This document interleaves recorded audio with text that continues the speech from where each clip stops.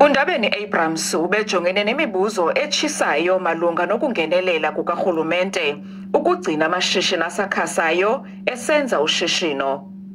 What is the department's action plan to resuscitate businesses that are on the verge of closing or have closed to reopen and operate from a basis of stability?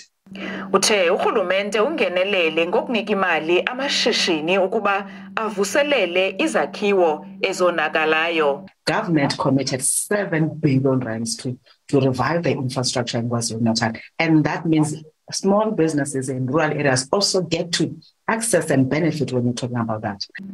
Undabeni Abrams uthi zizigidi ezili-14 zerandi ezinikwe SMMEs ezachatshazelwa zizantyalantyala eMpuma Koloni.